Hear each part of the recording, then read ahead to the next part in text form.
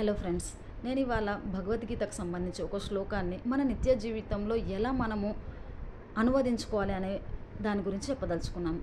మనలో చాలామంది భగవద్గీత అనగానే మతపరమైన గ్రంథంగా భావిస్తూ ఉంటారు.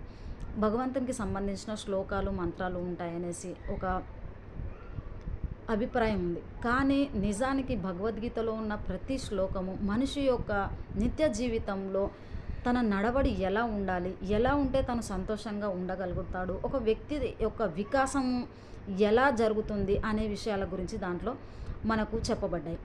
అయితే ఈరోజు నేను చెప్పదలుచుకున్న విషయం ఏమిటంటే, ఎవరైనా ఒక పనిని మొదలు పెట్టేటప్పుడు దాని ఫలితాలు ఆశించకుండా అంకిత భావంతో మీ శాయశక్తులా ప్రయత్నించి ఆ పనిని చేయడానికి ప్రయత్నించండి.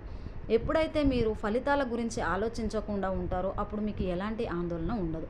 మీరు చేసే ప్రయత్నంలో ఎలాంటి లోపాలు లేకుండా మీకు చేతనైనంతగా చేయండి. ఫలితాలు మీకు రావాల్సినవి ఖచ్చితంగా వస్తాయి.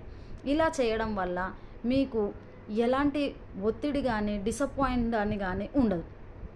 సో నెక్స్ట్ నా యొక్క వీడియోలలో భగవద్గీతలోని ఇంకా కొన్ని శ్లోకాల గురించి తెలుసుకుందాము. దానికి మీరు నా యొక్క యూట్యూబ్ ఛానల్ని సబ్స్క్రైబ్ చేయండి, లైక్ చేయండి, షేర్ చేయండి.